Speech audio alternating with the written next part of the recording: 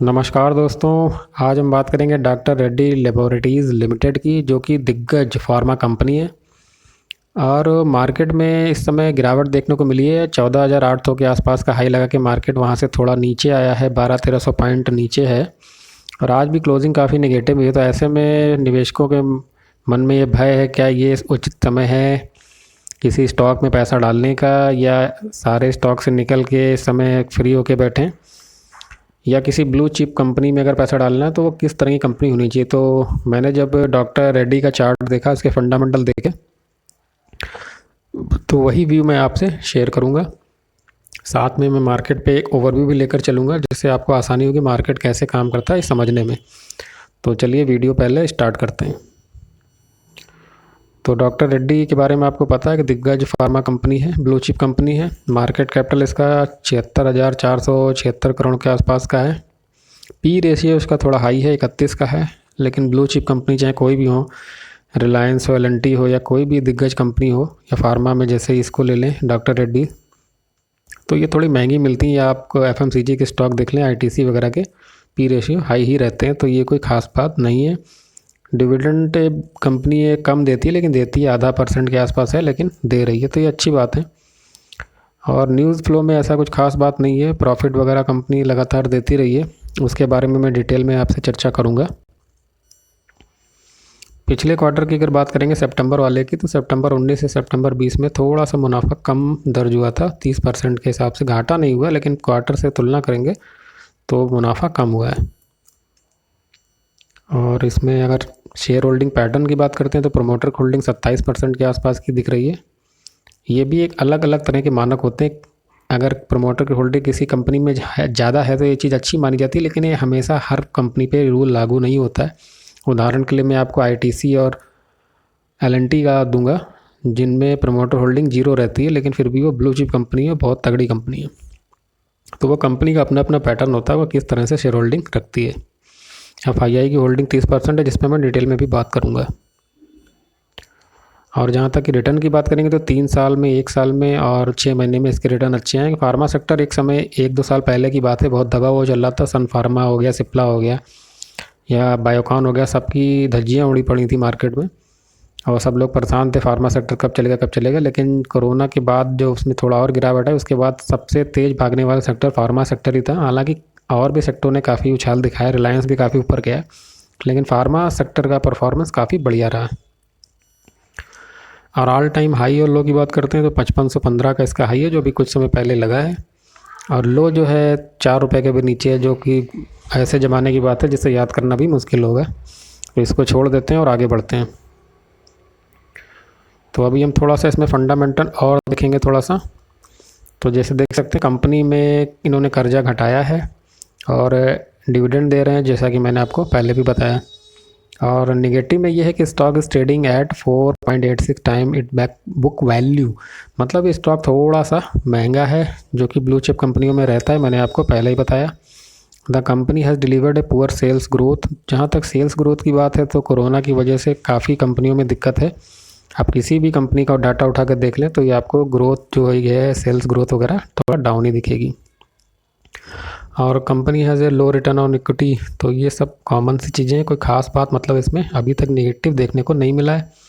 अगर इसी सेक्टर की दूसरी कंपनी से इसकी तुलना करें, डिविडेंड में भी देखेंगे, तो आपको डिविडेंड ये लगभग सभी ½ % के आसपास ही दे रही हैं, कुछ बायोकॉन तो देती ही नहीं है। तो इन सब नज़रियों से देखेंगे तो ये अच्छा है। और सबसे महत्वपूर्ण इसमें आता है क्वार्टरली रिजल्ट। तो क्वार्टरली रिजल्ट पे अगर आप ध्यान देखेंगे, तो कंपनी के लाभ में उतार चढ़ाव जरूर देखने को मिला है। मार्च 2018 के अगर क्वार्टर से आप देखेंगे, तो 300 करोड़ के आसपास था, फिर 500 करोड़ के आसपास लगातार ये रहा, 400-500 की रेंज, 600 तक गया है, और एक क्वार्टर में ये 1100 भी आया है। आप यहाँ पे देख सकते हैं, ये 1107 करोड़ रुपए का। और उसके बाद एक क्वार्टर केवल आया है ये वाला माइनस, जिसमें 538 करोड़ दिखा है, दिसंबर 2019 का ये क्वार्टर है। लेकिन उसके बाद ये जो मार्च 2020, जब कोरोना की जो गिरावट भी आई थी, उस समय भी इस कंपनी ने मुनाफा दर्ज किया 600 करोड़ का, और उसके बाद भी मुनाफा ये दे रही है।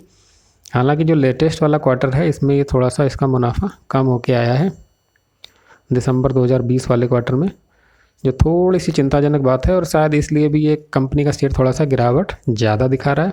लेकिन ऐसा नहीं है कि इस कंपनी ने पहले कम मुनाफा किया है या घाटा दिखाया है, लेकिन इसमें उतार चढ़ाव होते रहते हैं। फार्मा कंपनियों का बिजनेस इसी तरह का होता है। तो आगे बढ़ते हैं। अब हम इसमें एक शेयर होल्डिंग पैटर्न देख लेते हैं थोड़ा सा।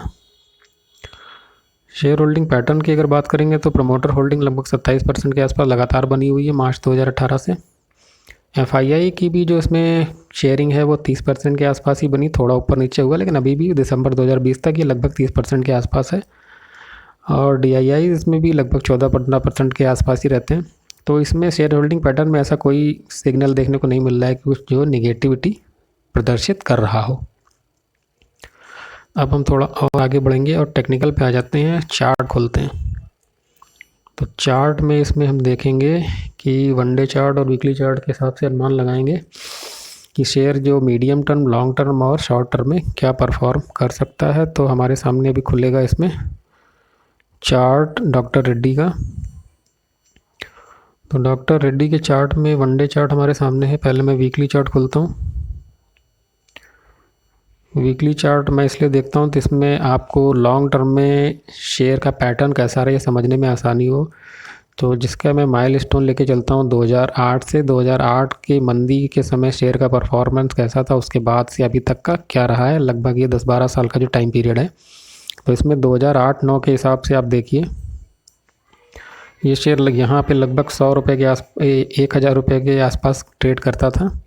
मंदी के बाद ये ऊपर गया, 2000 के रेट के आसपास आया, वहाँ थोड़ा कंसोलिडेशन किया इस एरिया में।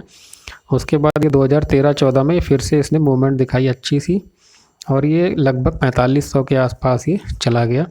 उसके बाद से सेक्टर में और इस स्टॉक में गिरावट देखने को मिली, और ये डाउन ट्रेंड में रहा 2-3 साल। लेकिन 2018 के बाद से इसमें धीरे धीरे अप मूवमेंट शुरू हुई, जो इसे ले गई है 5500 रुपये के, जो अभी इसमें हालिया इसने टॉप बनाया हुआ है। तो अगर लॉन्ग टर्म का आप इसमें निवेश करना चाहते हैं, ब्लू चिप कंपनी है, कोई भी डरने की बात नहीं है। हर गिरावट में आप इसमें ख़रीदारी का प्रयास करिए। जितने लो स्तर पे आप इसको ख़रीदने में सफल रहेंगे, लॉन्ग टर्म के हिसाब से ये बहुत ही अच्छा रहेगा। अगर इसमें आप 2 से 3 साल का नज़रिया लेके चलेंगे तो मुझे पूरी उम्मीद है ये स्टॉक 7000 7,500 के स्तर भी दिखा सकता है आसानी के साथ। और अगर आप इसमें ट्रेडिंग लेना चाहते हैं और मीडियम टर्म का अगर इसमें आप नज़रिया रखते हैं तो उसके हिसाब से हम वनडे चार्ट खोलते हैं। तो वनडे चार्ट में आप देख सकते हैं जो पिछले 4-5 ट्रेडिंग सेशन है, इस स्टॉक ने थोड़ी तेज़ गिरावट दिखाई है। अच्छी बात इसमें यह है कि इसने जो सपोर्ट लिया है वो 200 डेमा है, और 200 डेमा एक ऐसा सपोर्ट होता है जहाँ पे ब्लू चिप कंपनियों में जब सपोर्ट आता है तो वहाँ पे इस पर आप भरोसा कर सकते हैं, ट्रेड ले सकते हैं। ट्रेड यहाँ पे बनता है, ये बॉटम फिशिंग का प्रयास कह सकते हैं आप इसको। मैं पर्सनली भी इसमें ट्रेड ले रहा हूँ और थोड़ा इन्वेस्टमेंट भी करूँगा इस स्तर पे।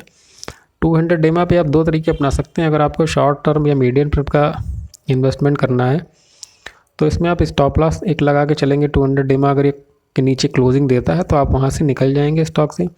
लेकिन मेरा मानना है ऐसी कंपनियों में आप थोड़ा सा लंबा नज़रिया रखें, स्टॉप लॉस रखने की ज़रूरत नहीं है। अगर आप 1 से 2 साल का नज़रिया रखते हैं, क्योंकि गिरावट होने पर इसमें ऐड करेंगे, स्टॉक मार्केट में जब भी उछाल आएगा, सेक्टर में जब भी उछाल आएगा, ये स्टॉक काफ़ी तेज़ी से ऊपर जाएगा। और जहाँ तक ट्रेडिंग की नज़रिए की बात है तो इसमें ये अभी सपोर्ट पर है। पिवट पॉइंट का सपोर्ट जरूर इसने जो तीसरा सपोर्ट है उसके भी नीचे आ गया, लेकिन 200 डेमा काफ़ी इंपॉर्टेंट होता है टेक्निकल के हिसाब से, वहाँ पर ये सपोर्ट ले रहा है।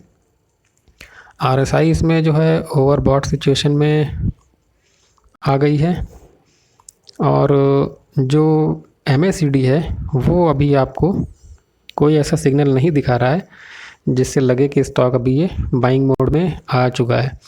लेकिन बॉटम फिशिंग में आपको MACD कभी भी जो सिग्नल देता है वो नहीं दिखाई देगा, वो थोड़ा लेट में आता है। जब स्टॉक थोड़ा ऊपर चला जाता है 20 डेमा के आसपास या उसके ऊपर चला जाता है, तभी MACD में वो सिग्नल जनरेट होता है। तो अगर आप इसको निचले स्तर पर लेना चाहते हैं तो आपको MACD को थोड़ा नज़रअंदाज करना होगा। अब हम इसमें आते हैं ऑप्शन चार्ट पे, और इससे इसमें लेवल टारगेट सेट करने की कोशिश करते हैं।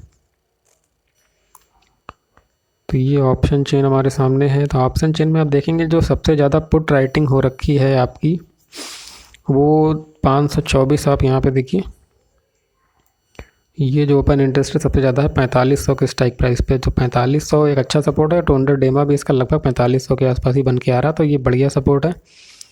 तो आपको अगर इस स्टॉक में ट्रेड लेना है तो आप 4400 का एक सेफ स्टॉप लॉस लेके चलें, और जितना भी स्टॉप लॉस के आप पास में ख़रीदारी करेंगे रिस्क रॉड रेशियो उतना बेहतरीन रहेगा। कॉल साइड में जो सबसे वो ज़्यादा जो ओपन इंटरेस्ट है वो 1082 का, ये आपको 5000 रुपये के प्राइस पे दिखाई देगा। तो यही हमारा इसमें पहला टारगेट बन के आएगा।